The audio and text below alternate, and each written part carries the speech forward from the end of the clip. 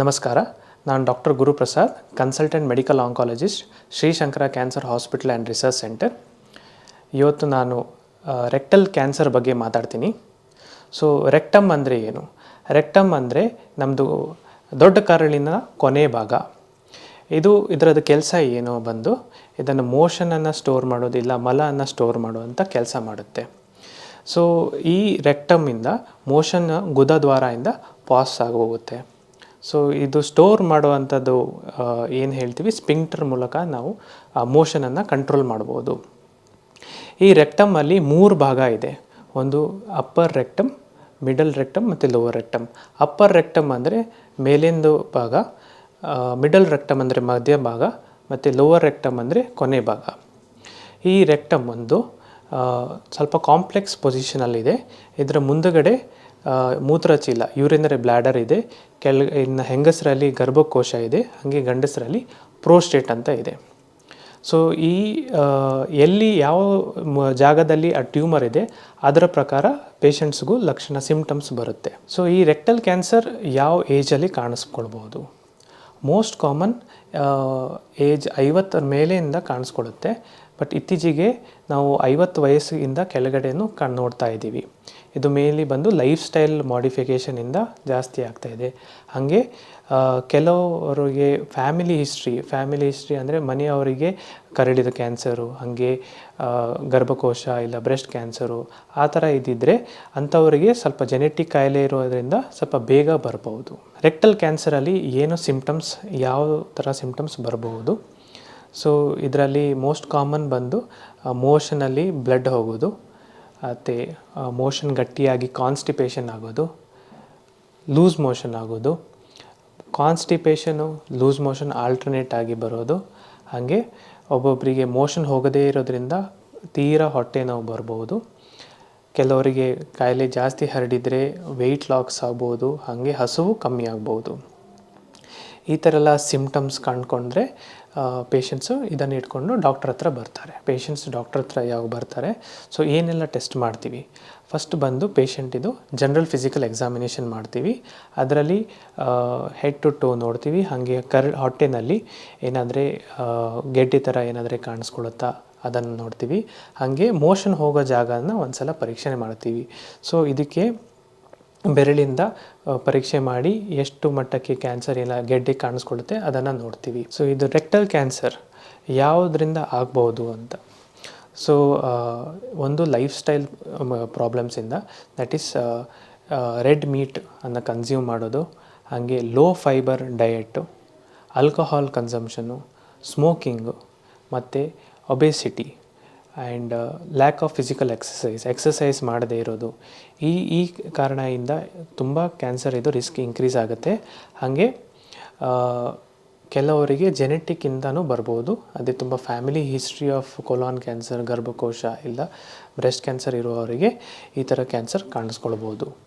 ಇದು ನೆಕ್ಸ್ಟ್ ಬಂದು ಕೊಲೊನೋಸ್ಕೋಪಿ ಅಂತ ಮಾಡಿಸ್ಬೇಕು. ಕೊಲೊನೋಸ್ಕೋಪಿಯಲ್ಲಿ ಒಂದು ಕ್ಯಾಮರಾ ಮೂಲಕ ನಾವು ಮೋಷನ್ ಹೋಗೋ ಜಾಗದಲ್ಲಿ ಪಾಸ್ ಮಾಡಿ ಎಷ್ಟು ಮಟ್ಟಕ್ಕೆ ರೆಕ್ಟಲ್ ಕ್ಯಾನ್ಸರ್ ಇದೆ, ಹಾಗೆ ಎಂಟೈರ್ ಕರಳು, ದೊಡ್ಡ ಕರಳನ್ನು ಚೆಕ್ ಮಾಡಿ ಬೇರೆ ಭಾಗದಲ್ಲಿ ಎಲ್ಲಾದರೆ ಕ್ಯಾನ್ಸರ್ ಬಂದಿದೆಯಾ ಇಲ್ವಾ ಅಂತಲೂ ಚೆಕ್ ಮಾಡ್ತೀವಿ. ಇದೇ ಸಮಯದಲ್ಲಿ ಬಯಾಪ್ಸಿನೂ ಮಾಡ್ತೀವಿ. ಈ ಬಯಾಪ್ಸಿ ಅಂದರೆ ಒಂದು ಸಣ್ಣ ತುಂಡು ತಗೊಂಡು ಅದನ್ನು ಮೈಕ್ರೋಸ್ಕೋಪಲ್ಲಿ ನೋಡ್ತೀವಿ. ಆ ಮೈಕ್ರೋಸ್ಕೋಪಲ್ಲಿ ನಮಗೆ ಯಾವ ಟೈಪ್ ಆಫ್ ರೆಕ್ಟಲ್ ಕ್ಯಾನ್ಸರ್ ಅಂತ ಗೊತ್ತಾಗುತ್ತೆ. ಅದೇ ಬಯಾಪ್ಸಿನಲ್ಲಿ ಕೆಲವೊಮ್ಮೆ ನಾವು ಒಂದು ಟೆಸ್ಟ್ ಅಂತ MSI ಅಂತ ಟೆಸ್ಟು ಮಾಡ್ಬೋದು. ಅದರಲ್ಲಿ ನಮಗೆ ಇಮ್ಯುನೊಥೆರಪಿ ವರ್ಕ್ ಆಗುತ್ತಾ ಇಲ್ವಾ ಅಂತ ಗೊತ್ತಾಗುತ್ತೆ.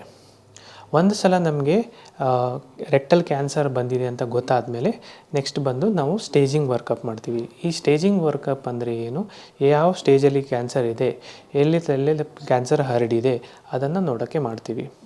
ಸೊ ಫಸ್ಟ್ ಬಂದು MRI scanning. MRI local scanning ಮಾಡಿ ಎಷ್ಟು ಭಾಗ ಇನ್ವಾಲ್ವ್ ಆಗಿದೆ ಗೊತ್ತಾಗುತ್ತೆ. ತದನಂತರ CT ಸ್ಕ್ಯಾನ್ನು ಮಾಡ್ತೀವಿ. ಅದರಲ್ಲಿ ಲಂಗ್ಸು ಮತ್ತು ಲಿವರ್ ಎಷ್ಟು ಮಟ್ಟಕ್ಕೆ ಇನ್ವಾಲ್ವ್ ಆಗಿದೆ ಅದನ್ನು ನೋಡ್ತೀವಿ. ಕೆಲವರಿಗೆ ತುಂಬ ಸಿಮ್ಟಮ್ಸ್ ಇತ್ತು ಅಂದರೆ PET ಸ್ಕ್ಯಾನು ಮಾಡಿಸ್ತೀವಿ. ಸೊ ಒಂದು ಸಲ ಸ್ಕ್ಯಾನಿಂಗ್ ಆದಮೇಲೆ ನಮಗೆ ಗೊತ್ತಾಗುತ್ತೆ ಯಾವ ಸ್ಟೇಜ್ನಲ್ಲಿ ಇದೆ ಅಂತ. ಸೊ ಸ್ಟೇಜ್ 1ಇಂದ ಸ್ಟೇಜ್ 3 ಅಲ್ಲಿ ತನಕ ನಾವು ಕ್ಯೂರೇಟಿವ್ ಆಪ್ಷನ್ಸನ್ನು ನೋಡ್ಬೋದು. ಸ್ಟೇಜ್ 4ಅಲ್ಲೂ ಕೆಲವೊಮ್ಮೆ ಲಿವರ್ಗೆ ಇಲ್ಲ ಒಂದೋ ಎರಡು ಲಿವರಿಗೆ ಸ್ಪ್ರೆಡ್ ಆಗಿದೆ, ಲಂಗಿಗೆ ಸ್ಪ್ರೆಡ್ ಆಗಿದೆ ಅಂದ್ರೂ ಆಪರೇಟ್ ಮಾಡಿ ತೆಗಿಬಹುದು. ಸೊ ಈ ರೆಕ್ಟಲ್ ಕ್ಯಾನ್ಸರಲ್ಲಿ ಟ್ರೀಟ್ಮೆಂಟ್ ಆಪ್ಷನ್ ಬಂದು ಮಲ್ಟಿ ಡಿಸಿಪ್ಲಿನರಿ ಅಪ್ರೋಚ್ ಬೇಕು. ಇದರಲ್ಲಿ ಸರ್ಜನ್ಸು ಇಂಪಾರ್ಟೆಂಟ್ ರೋಲ್ ಪ್ಲೇ ಮಾಡ್ತಾರೆ, ರೇಡಿಯೇಷನ್ ಆಂಕಾಲಜಿಸ್ಟು ಮತ್ತು ಕೀಮೋಥೆರಪಿ. ಸೊ ಈ ಕ್ಯಾನ್ಸರ್ ಯಾವ ಭಾಗದಲ್ಲಿ ಇನ್ವಾಲ್ವ್ ಆಗಿದೆ ಅದರ ಪ್ರಕಾರ ಅದರ ಟ್ರೀಟ್ಮೆಂಟು ಚೇಂಜ್ ಆಗುತ್ತೆ. ಒಂದು ವೇಳೆ ಅಪ್ಪರ್ ರೆಕ್ಟಮ್ ಮೇಲೆ ರೆಕ್ಟಮ್ ಭಾಗ ಇಲ್ಲ ಮಧ್ಯ ರೆಕ್ಟಮ್ ಭಾಗದಲ್ಲಿತ್ತು ಅಂದರೆ ಕೆಲವೊಮ್ಮೆ ಡೈರೆಕ್ಟ್ ಸರ್ಜರಿ ಮಾಡ್ತೀವಿ. ಸರ್ಜರಿ ಮಾಡಾದಮೇಲೆ ಮತ್ತೆ ರೇಡಿಯೇಷನ್ ಥೆರಪಿ ಇಲ್ಲ ಪ್ಲಸ್ ಕೀಮೋಥೆರಪಿ ಕೊಡ್ತೀವಿ. ಅದೇ ಒಂದೊಂದು ಪೇಷಂಟಿಗೆ ಕೊನೆ ರೆಕ್ಟಮಲ್ಲಿ ಲೋವರ್ ರೆಕ್ಟಮಲ್ಲಿ ಇನ್ವಾಲ್ವ್ ಆಯಿತು ಅಂದರೆ ಆ ಟೈಮಲ್ಲಿ ಸ್ಪಿಂಕ್ಟರ್ ಪ್ರಿಸರ್ವೇಷನ್ ಮಾಡೋಕ್ಕೆ ಕಷ್ಟ ಆಗುತ್ತೆ. ಆ ಸಿನಾರಿಯೋಲ್ಲಿ ಫಸ್ಟ್ ರೇಡಿಯೇಷನ್ ಪ್ಲಸ್ ಕೀಮೋಥೆರಪಿ ಕೊಟ್ಟ ಮೇಲೆ ರೆಸ್ಪಾನ್ಸ್ ಯಾವ ಥರ ಇದೆ ಅದರ ಪ್ರಕಾರ ಸರ್ಜರಿಯನ್ನು ಪ್ಲ್ಯಾನ್ ಮಾಡ್ಬೋದು. ಸೊ ಇದರಲ್ಲಿ ಯಾವ ಥರ ಸರ್ಜರೀಸ್ ಇದ್ದಾವೆ, ಒಂದು ಲೋವರ್ ಆ್ಯಂಟೀರಿಯರ್ ರಿಸೆಕ್ಷನ್ ಅಂತ ಹೇಳ್ತೀವಿ. ಇದರಲ್ಲಿ ರೆಕ್ಟಮನ್ನು ಆಪ್ರೇಟ್ ಮಾಡಿ ತೆಗೆದು ಈ ಕೋಲಾನನ್ನು ಗುದದ್ವಾರಗೆ ಜಾಯಿನ್ ಮಾಡ್ತಾರೆ. ಅದರಲ್ಲಿ ಏನು ಸ್ಟೋಮಾ ಬ್ಯಾಗ್ ಇರಲ್ಲ, ಮೋಷನ್ ಕಂಟಿನ್ಯೂಸ್ ಆಗಿ ಪಾಸ್ ಆಗುತ್ತೆ. ಕೆಲವು ಪೇಷಂಟ್ಸಿಗೆ ಈ ಸ್ಪಿಂಕ್ಟರನ್ನು ಪ್ರಿಸರ್ವ್ ಮಾಡೋಕ್ಕೆ ಬರಲ್ಲ. ಸೊ ಆ ಥರ ಪೇಷಂಟ್ಸಲ್ಲಿ ನಾವು APR ಅಂತ ಹೇಳ್ತೀವಿ. ಈ APR ಸರ್ಜರಿನಲ್ಲಿ ಆಪ್ರೇಟ್ ಮಾಡಾದಮೇಲೆ ಪರ್ಮನೆಂಟ್ ಕೊಲಾಸ್ಟಮಿ ಇರುತ್ತೆ. ಈ ಮೋಷನ್ ಮತ್ತು ಕೊಲಾಸ್ಟಮಿ ಬ್ಯಾಗಲ್ಲಿ ಪಾಸ್ ಆಗುತ್ತೆ. ಸೊ ನೆಕ್ಸ್ಟ್ ಬಂದು ಸ್ಟೇಜ್ 4 ಕ್ಯಾನ್ಸರ್ ಬಗ್ಗೆ ಮಾತಾಡ್ತೀನಿ. ಸೊ ಸ್ಟೇಜ್ 4 ಕ್ಯಾನ್ಸರ್ ಯಾವಾಗ ಹೇಳ್ತೀವಿ ಅಂದರೆ ರೆಕ್ಟಮಿಂದ ಬೇರೆ ಅಂಗಗೆ ಸ್ಪ್ರೆಡ್ ಆಯಿತು ಅಂದರೆ. ಸೊ ಇಲ್ಲಿ ಮೋಸ್ಟ್ ಕಾಮನ್ ಲಿವರು ಹಾಗೆ ಲಂಗ್ಸಿಗೆ ಸ್ಪ್ರೆಡ್ ಆಗುತ್ತೆ. ಈ ಸ್ಪ್ರೆಡ್ ಆಗಿರೋದ್ರಲ್ಲಿ 1-2 ಲಿವರಿಗೆ ಹರಡಿತ್ತು ಅಂದರೆ ಅದಕ್ಕೆ ಅಲಿಗೋಮೆಟ್ಸ್ ಅಂತ ಹೇಳ್ತೀವಿ. ಇಲ್ಲ ಲಂಗಲ್ಲೂ 1-2 ಆ ಥರ ಇತ್ತು ಅಂದರೆ ಅದಕ್ಕೆ ಅಲಿಗೋಮೆಟಾಸ್ಟಾಟಿಕ್ ಅಂತ ಹೇಳ್ತೀವಿ. ಈ ಸಂದರ್ಭದಲ್ಲಿ ರೆಕ್ಟಮ್ ಆಪ್ರೇಷನ್ ಆದಮೇಲೇನು ಈ ಲಿವರ್ ಆಪ್ರೇಷನ್ ಮಾಡಿ ಆ ಗೆಡ್ಡೆಯನ್ನು ತೆಗಿಬಹುದು. ಹಾಗೆ ಈವನ್ ಲಂಗಲ್ಲೂ ಲಂಗ್ ಮೆಟಾಸ್ಟೆಟೆಕ್ಟಮಿ ಮಾಡಬಹುದು.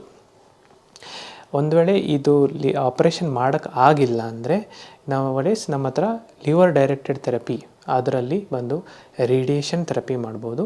ಅದರಲ್ಲಿ ಎಕ್ಸ್ಟರ್ನಲಿ ನಾವು ರೇಡಿಯೇಷನ್ ಥೆರಪಿ ಕೊಟ್ಟು ಆ ಕ್ಯಾನ್ಸರನ್ನು ಟೋಟಲಿ ಡಿಸ್ಟ್ರಾಯ್ ಮಾಡ್ತೀವಿ. ಅದು ಇಲ್ಲ ಅಂದರೆ ಟೇಸ್ ಅಂತ ಹೇಳ್ತೀವಿ. ಅದರಲ್ಲಿ ನಾವು ಬ್ಲಡ್ ಮೂಲಕ ಲಿವರ್ ಹತ್ರ ಹೋಗಿ ಕರೆಕ್ಟ್ ಆ ಜಾಗದಲ್ಲಿ ಕೀಮೋಥೆರಪಿಯನ್ನು ತಲುಪಿಸ್ತೀವಿ.